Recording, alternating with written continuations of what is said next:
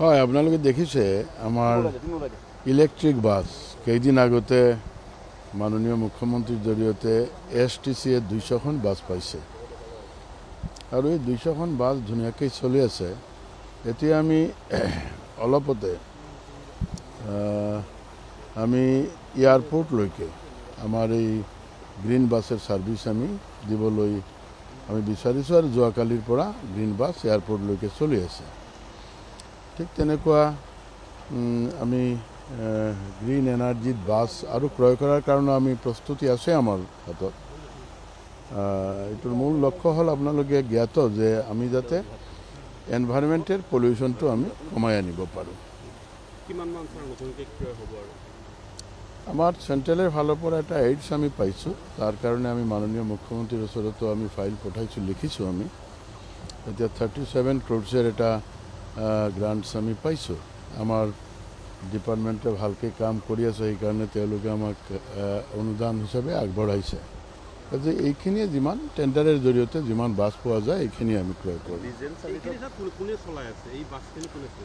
বাছখিনিত আমি টাটাৰ ফালৰ পৰা লৈছোঁ আৰু টাটাৰ যিটো যিসকলে দিছে তেওঁলোকে আমি কাৰণ প্ৰথম কনচেপ্টটো আমাৰ প্ৰথম, এইকাৰণে তেওঁলোকৰ জৰিয়তে আমি বাছটো চলাই আছোঁ যাতে আমি প্ৰাথমিকভাৱে ভালকৈ গম পাওঁ যে কেনেকুৱা কি কৰি বাছটো চলালে ভাল হয় বা সঠিকভাৱে চলাব পাৰোঁ।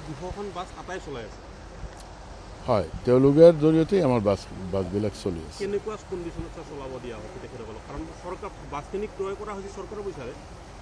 হয়, চৰকাৰৰ পইচাৰে আৰু আমিও যে দিছোঁ এইটো চৰকাৰীভাৱে তেওঁলোকে এটা কণ্ট্ৰাক্ট বেচিছত গৈছে যে আমাক মান্থলি ইমানখিনি টকা দিব। এই হিচাপে কৰ্পোৰেশ্যনে তেওঁলোকক বাছখিনি হেণ্ড অভাৰ কৰিছে আৰু প্ৰতিদিন হিচাপে তেওঁলোকে এটা টকা আমাক দি আছে।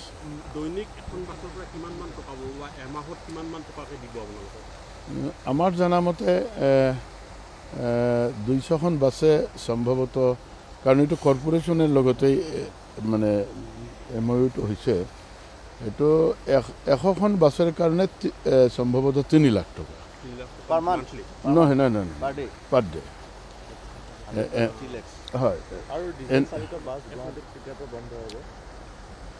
বন্ধ কৰাৰতো এই মুহূৰ্তত আমি কৰিব নোৱাৰোঁ, বাট আমি এনকাৰেজিং কৰি আছোঁ যিসকলে পেট্ৰল ডিজেলত গাড়ী চলাই আছে যাতে গ্ৰীণ এনাৰ্জিত লৈ আনিব পাৰে। তাৰ কাৰণে আমি যাতে আমাৰ পাৱাৰ ষ্টেচনবিলাকো ভালকৈ আমি কৰিব পাৰোঁ। তাৰ কাৰণেও টাটা পাৱাৰৰ লগতে আমাৰ এটা চুক্তি হৈছে যাতে অসমৰ বিভিন্ন ঠাইত তেওঁলোকে এই পাৱাৰ ষ্টেচনবিলাক বনাব পাৰে আৰু কামো আৰম্ভ কৰিছে। সেইটোতো মই এই মুহূৰ্তত আপোনাক সঠিক তথ্য আমি দিব নোৱাৰিম, কাৰণ এইটো জেমেৰ জৰিয়তে মানে টেণ্ডাৰ কৰিহে লোৱা হৈছে। গুৱাহাটী মহানগৰীৰ পৰা ব্যক্তিগত খণ্ডৰ 200খন বাছ বন্ধ হৈছিলে, সেইখিনি বাছক এতিয়া চলাবলৈকে আদালতে এটা নিৰ্দেশো প্ৰেৰণ কৰা বুলি জানিব পৰা গৈছে। যদি হয় সেইখিনি সঁচাকৈ গুৱাহাটীত চলিব পাৰিবনে? না, নিশ্চিতভাৱে আদালতের রায়টো আমি মানি চলিব লাগিব, নহয় মানি চলিমেই আমি। কাজে এই ক্ষেত্ৰত আদালতে যি নিৰ্দেশ আমাক দিছে এই নিৰ্দেশ মানি চলিম। আৰু গুৱাহাটীত তো 200খন 400খনৰ কথা নহয়, হাজাৰ হাজাৰ বাছ চলি আছে। কাজে এই ক্ষেত্ৰত প্ৰাথমিকভাৱে আমি হয়তোবা এই ট্ৰায়েল বেচিছত আমি যে 200খন ইমান বাছ দিলে ট্ৰাফিক জামেৰ কথা আছে নহয়।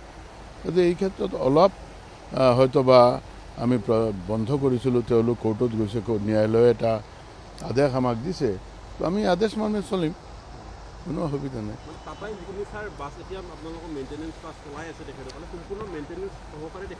নিশ্চিতভাৱে এই মেইনটেনেন্স সহকাৰে চলাব, সেইকাৰণে প্ৰথমটো কনচেপ্টটো প্ৰথম। কাজেই আমি আগতে ধৰক আমি CNG বাছত আমি প্ৰথম আমি লৈছিলোঁ, আপোনালোকে জ্ঞাত এইটোত। CNG বাছৰ যাৰ এটা মেকানিকেল ছাইড আছে, তো তেতিয়া প্ৰথম আমি অলপ অসুবিধাও পাইছোঁ। দেখিছে আপোনালোকে নিউজ কৰিছে, তো লাহে লাহে এই অসুবিধাবিলাক আঁতৰত গৈছে। এইকাৰণে আমি মানে প্ৰাথমিকভাৱে তেওঁলোকক ট্ৰায়েল বেচিছত আমি চলাবলৈ দিলোঁ আৰু তেওঁলোকেও যাতে আমাক এটা প্ৰফিট দেখাব পাৰে, তাৰ কাৰণে তেওঁলোকে এইটো লৈছে। নিশ্চিতভাৱে ইন ফিউচাৰত আৰু বাছ আহিব, গোটেইখিনি যে এনেকুৱা দিম এনেকুৱা কথা নহয়, আমাৰ অভিজ্ঞতা হৈ আছে।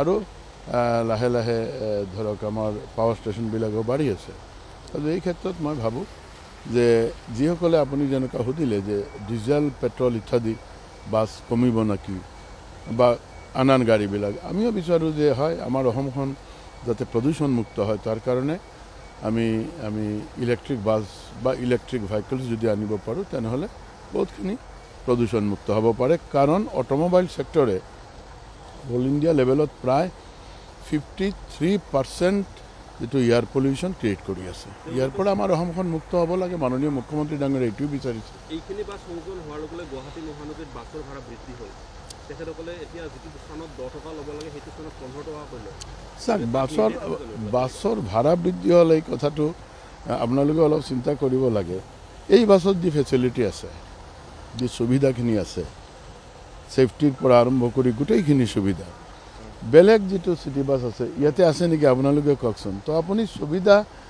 য'ত বেছি পাব অলপ হ'লেও আপুনি আপোনাৰো ছেক্ৰিফাইচ লাগিব এইখিনি বাছৰ সুবিধাটো আপুনি বেলেগ বাছত নাপায় কাজে এই ক্ষেত্ৰত খুব স্বাভাৱিকভাৱেই অলপ হ'লেও আপোনাৰ বৃদ্ধি হ'ব পাৰে বা হ'ব লাগে আৰু লগতে যদি আপুনি বৃদ্ধি নকৰে তেনেহ'লে এই বাছখিনি চলোৱাও অসুবিধা হ'ব ৰাজ্যিক পৰিবহণৰ অস্তিত্ব কি যদি স্যাৰ ব্যক্তিগত খণ্ডকে যদি বাছখিনি চলাবলৈকে আপোনালোকে দিয়ে কণ্ট্ৰাকচুৱেল বেচিছ বিভিন্ন ঠাইতে চলি আছে কণ্ট্ৰাকচুৱেল বেচিছটো কথাটো এনেকুৱা নহয় আমিতো প্ৰথমবাৰে নিচিনা বাছ দিছোঁ এনেকুৱা নহয় এতিয়া আণ্ডাৰটেকিং বাছটো এধৰণৰ কণ্ট্ৰাকচুৱেল যদি আপুনি ঘূৰাই পকাই চায় তেনেহ'লে আণ্ডাৰটেকিং বাছ মানে আপোনাৰ বাছ আমাৰ জৰিয়তে চলাইছে কিবা কোনো ঠাইত আপুনি আমাক এটা ৰেভিনিউ শ্বেয়াৰিং কৰি আছে কাজে এই এনেকুৱাইতো আপোনাৰ চলিব লাগিব এতিয়া ধৰক আমি খালি বাছ দিছোঁ এনেকুৱা নহয় আমি ড্ৰাইভাৰতো কণ্ট্ৰাকচুৱেল বেচিছ আছোঁ লৈছোঁ আমি আজি আমাৰ প্ৰায় 1300 আমাৰ এমপ্লয়ী আছে এই 1300 এমপ্লয়ীটো আমাৰ তাৰ ভিতৰত কিছুমানটো আমাৰ কণ্ট্ৰাকচুৱেল আছে আজি কণ্ট্ৰাকচুৱেল বেচিছত আমি টেষ্ট বেচিছত আমি কৰি আছোঁ এইকাৰণে কাৰণ নতুন কনচেপ্টত বাছবিলাক আমি ইলেক্ট্ৰিক বাছ নতুনভাৱে তেওঁলোকৰ মেকানিজম থাকে কাজে এইবিলাক যদি আমি যি কোম্পানীয়ে বনাইছে কোম্পানীৰ জৰিয়তে যদি আমি কৰিব পাৰোঁ আৰু নহ'লে কেতিয়াবা আমাৰ যিসকল ড্ৰাইভাৰ আছে কণ্ট্ৰাক্টৰ আছে তেওঁলোকে ক'ব এই ব্ৰেকডাউন হৈ গৈছে কিবা হৈ গৈছে কথাটো এনেকুৱাই বছৰৰ কাৰণে মই এই মুহূৰ্তে ASTC কৰ্পোৰেশ্যনে তেওঁলোকে দিছে সম্ভৱতঃ মাহ হিচাপে দিছে মানে পাৰ ডে হিচাপে মাহ হিচাপে দিছে এতিয়া ঠিক একুৰেটলি মই ক'ব নোৱাৰোঁ যদি তেওঁলোকে কণ্ডিশ্যনটো ফুলফিল কৰে নিশ্চিতভাৱে তেওঁলোকে জৰিয়তে যদি আমি লাভৱান হওঁ কাৰণ বাছটো আমি চলাই ইমান দিনলৈকে চলি আছোঁ কিমান লাভৱান হৈছোঁ আমাৰো জনা আছে যদি লাভৱান হওঁ আমি তেনেহ'লে হয়তো এইটো এক্সটেণ্ডো হ'ব পাৰে আৰু নহ'লে যিমান দিনৰ কাৰণে দিছে